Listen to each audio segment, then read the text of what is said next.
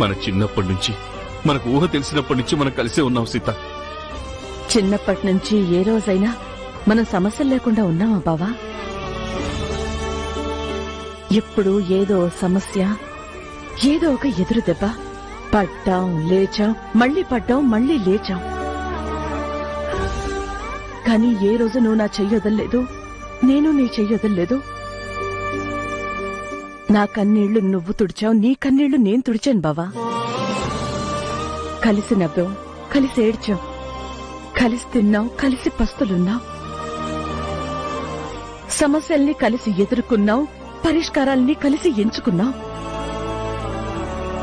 మన జీవితంలో అతి ముఖ్యమైన నిర్ణయాలు నీ తమ్ముళ్లనే మన బిడ్డలుగా ఎంచుకున్నాం, బిడ్డలుగా పెంచుకున్నాం.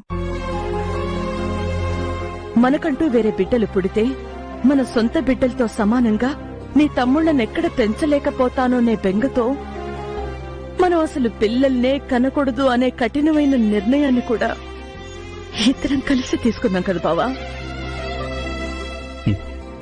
తీసుకునే ముందు ఒక్క క్షణం కూడా ఆలోచించలేదు, తీసుకున్నాక ఇప్పటిదాకా తిరిగి ఆలోచించలేదు. అప్పటికి ఇప్పటికీ ఎప్పటికీ మనది ఒక్కటే నిర్ణయం బావా, అంతే. మనిద్దరిది గొప్ప అనుబంధం సీత, గొప్ప ప్రయాణం. మనల్ని చూసి మనమే గర్వపడాల్సిన ప్రయాణం. పెళ్లి మనల్ని కలపనప్పుడు పెళ్లి మనల్ని ఎలా విడదీస్తుంది బావా? కాపురం మొదలెట్టక ముందు నుంచి మనం మానసికంగా కలిసున్నప్పుడు మన కాపురంలో ఒకవేళ కలతలు సృష్టించాలి అని ప్రయత్నించినా అది సాధ్యమవుతుందా బావా? మనం విడిపోతామా? మనిషికి మనిషికి మధ్య దూరం ఉండొచ్చేమో గాని బావా, మన గుండె గుండెకి మధ్య దూరం లేదు బావా, ఎప్పటికీ రాదు. నాకు ఈ భరోసా చాలు సీత, నాకు ఈ ఓదార్పు చాలు. ఎంత దూరమైనా పోరాడతాను.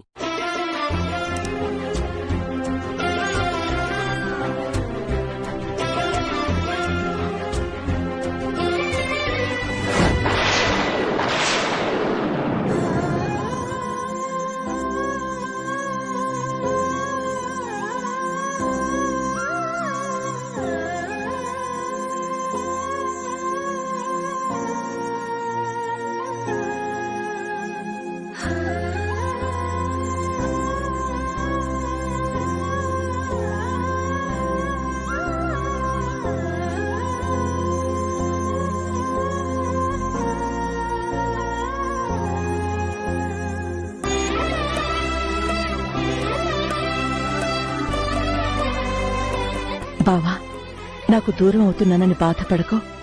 మనిద్దరం పుట్టాక ఒకటవ్వలేదు, పుట్టడమే ఒకరి కోసం ఒకరం పుట్టాం. ఈ జన్మంతా కలిసే ఉంటాం. ఏదో చెప్పాలని నీలో నువ్వే మదన పడుతున్నావు, కానీ చెప్పలేకపోతున్నావు.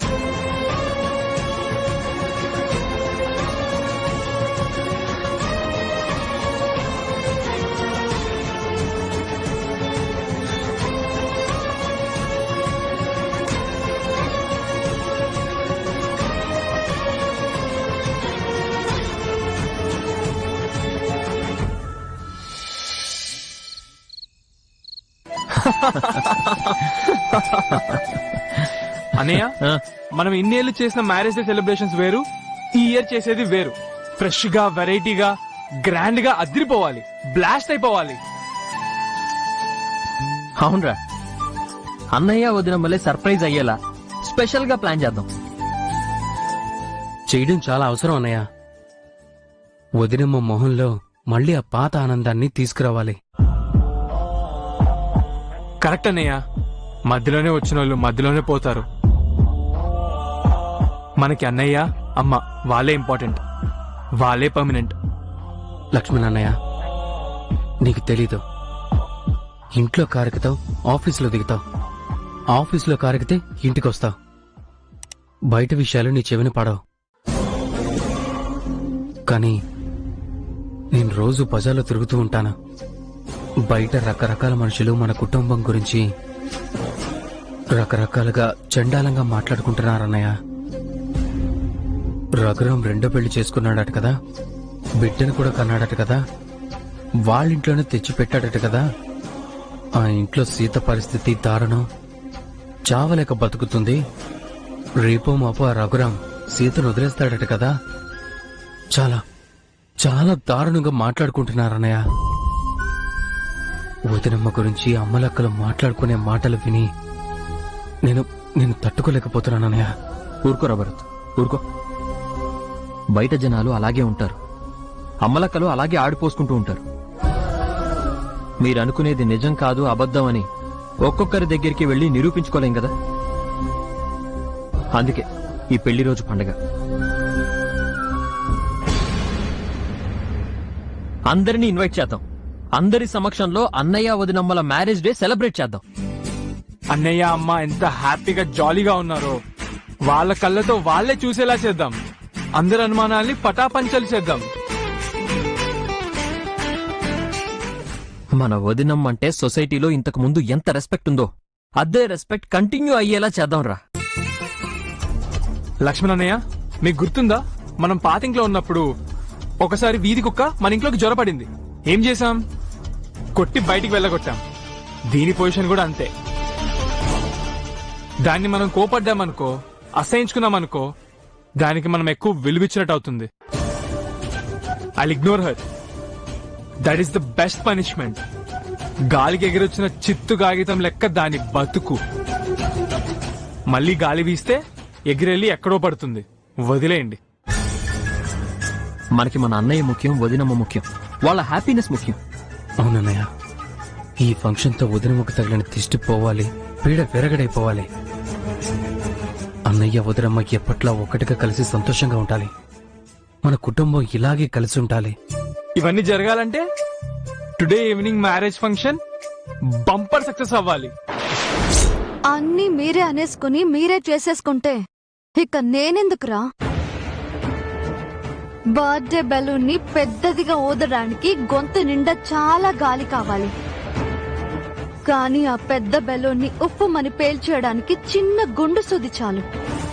ఈ శైలు సత్తా ఏంటో ఈ సాయంత్రం మీరే చూస్తారు. Wait and see. జరుగుతుందిరా, మనం జరిపిద్దాం. లెట్ us do it రా. అలాగే అన్నయ్య. నాకు మనశ్శాంతి లేకుండా చేసిన సీతక్క సంతోషంగా ఉంటే నేనెలా తట్టుకుంటాను? అమృతక్కను అడ్డు పెట్టుకుని సీతకి ఆనందం దక్కకుండా చేస్తాను. మ్యారేజ్ డే అంట, మ్యారేజ్ డే చూస్తా.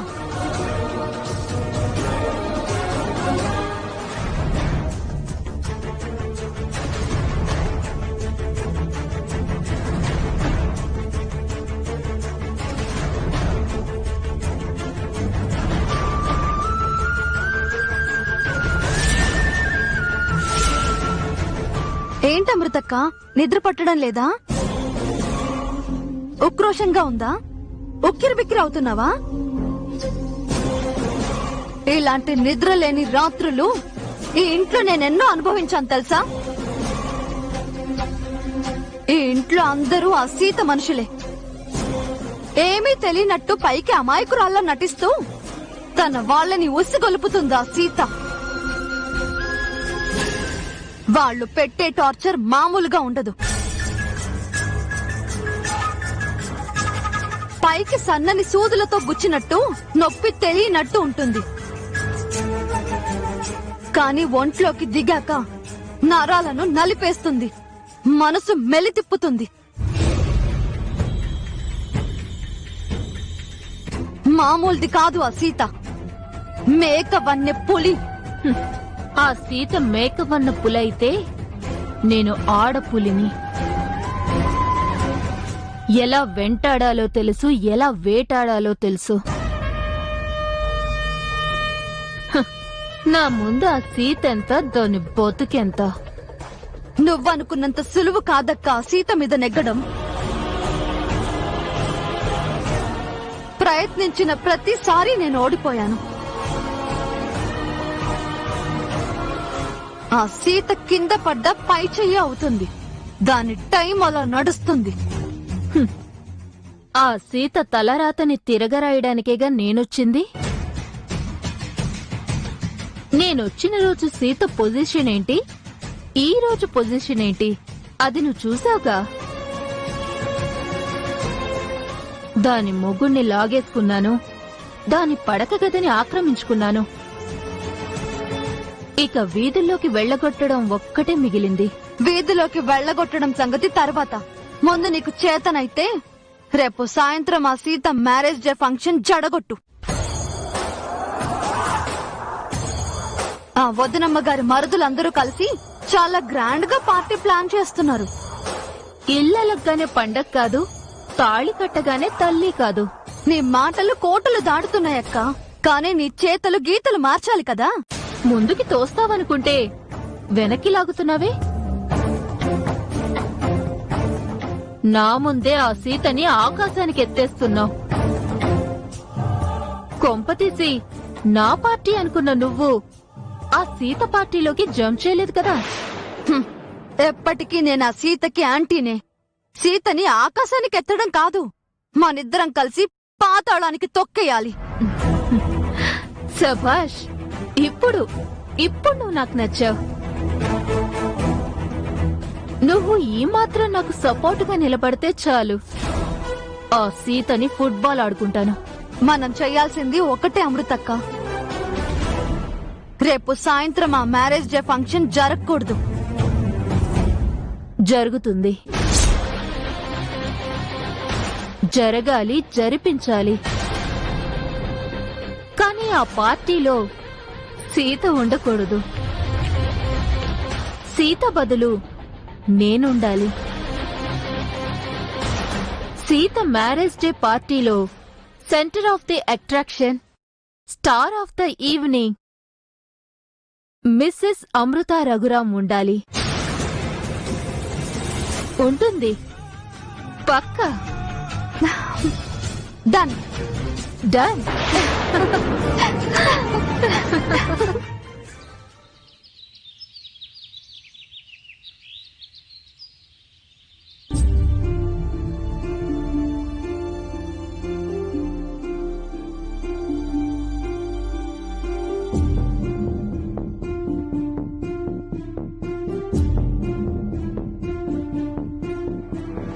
బాగా తెల్లారిందే, ఎవరు కనపడ్డం లేదు. సీతకి ఏమైంది? బావెక్కడికి వెళ్ళాడు?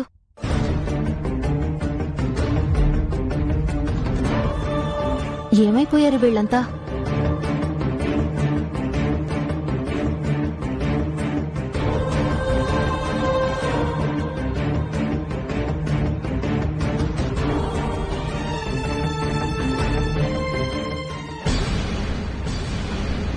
అమృత, గుడికెళ్ళి పూజ చేసుకొచ్చాం. ఇదిగో ప్రసాదం తీసుకో. అయ్యో, అమ్మ ఇంకా స్నానం చేయలేదు. ప్రసాదం పెట్టద్దమ్మా.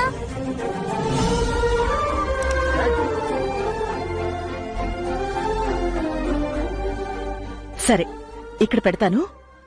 స్నానం చేసి రెడీ అయ్యాక తీసుకో. నువ్వు రామ్మా, టిఫిన్ పెడతాను.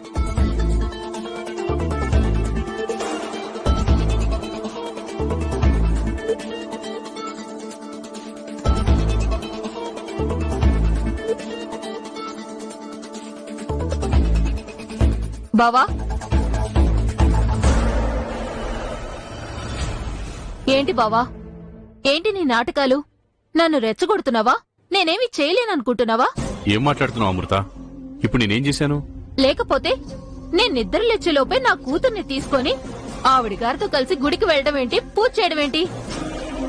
వర్షితని నేను తీసుకెళ్ళడం ఏంటి అమృత? వర్షితే పట్టుబట్టి మమ్మల్ని తీసుకెళ్ళింది.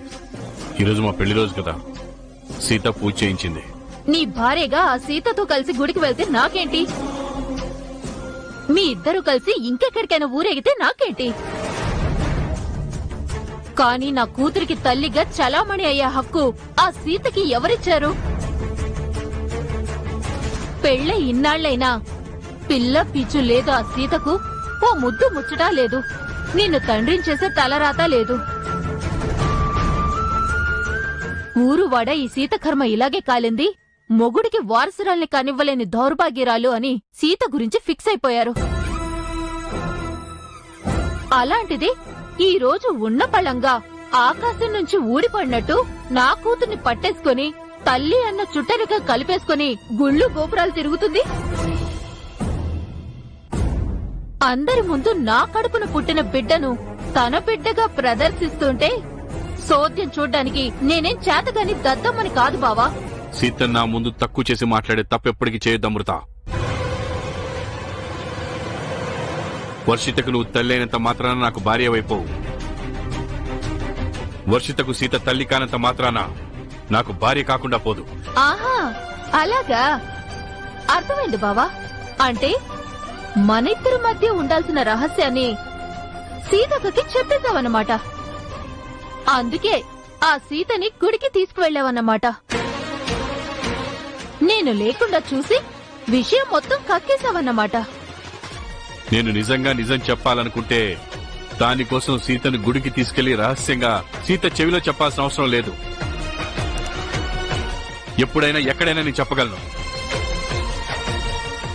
నేను చెప్పడం లేదు అంటే నిప్పును గుప్పెట్లోనే దాచుకుని ఉంచానంటే నీకు భయపడి కాదమృత. నా మేనమామకిచ్చిన మాట కట్టుబడి. అవ్వ కావాలి బువ్వ కావాలంటే కుదరదు బావా. నా కూతురికి తండ్రి అనిపించుకోవాలి, కాని సీతను మాత్రం భారీగానే చూసుకోవాలి అంటే నేను కుదరనివ్వను. మళ్ళీ చెప్తున్నాను, మర్యాదగా నీకు నువ్వుగా నాకు భారీ స్థానం ఇచ్చావా సరే సరి, లేకుంటే నాకు నేనుగా బలవంతంగా లాక్కుంటాను. సీతకి నిన్ను లేకుండా చేస్తాను. సమస్య మనిద్దరిదైనప్పుడు మధ్యలో సీత ఏం చేసింది? సీత మీద నీకెందుకింత పగా? నీ పక్కన సీత ఉన్నంత వరకు లోకం నన్ను యాక్సెప్ట్ చేయదు. చిన్నప్పటి నుంచి నేను మొండిదాన్ని. సెకండ్ ప్లేస్ నాకు నచ్చదు. ఫస్ట్ ప్లేస్ ఎప్పుడు నాకే దక్కాలి. జీవితంలో అయినా నీ భార్యగా అయినా. నీకు లేని స్థానాన్ని ఉన్నట్లు ఊహించుకోద్దాం అమృత. నా భార్య స్థానంలో నీకు చోటు లేదు, ఎప్పటికీ రాదు. నేను నీ భార్యని కాను అని నాకు చెప్పినంత ఖరాఖండిగా వర్షిత నీ కూతురు కాదు అని సీతకి ఎందుకు చెప్పలేదు బావా? కాని తల్లికి లేని బిడ్డ ప్రేమని ఎలా ఉదారంగా పంచేస్తున్నావో కాని భార్యకు లేని భార్య ప్రేమని కూడా పంచిపెట్టు బావా.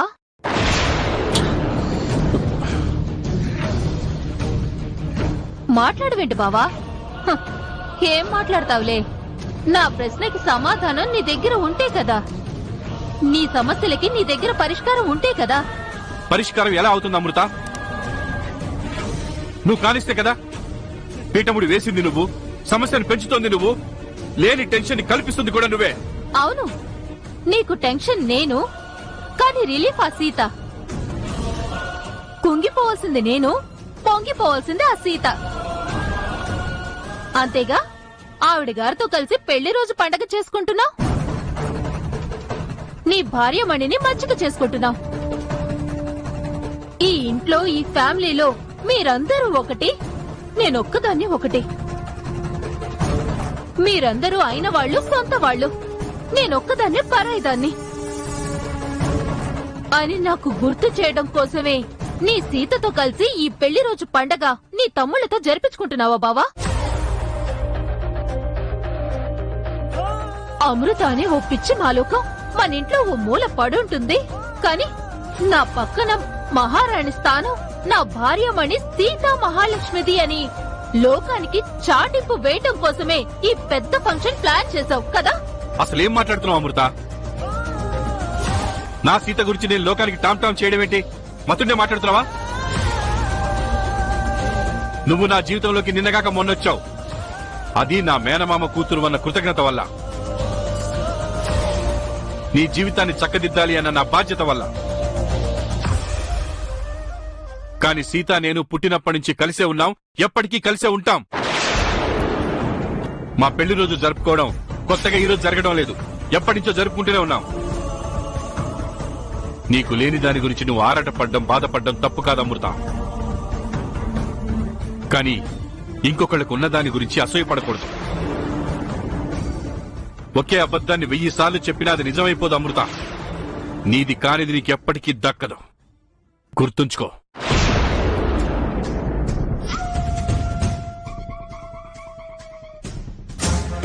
సీతక్క.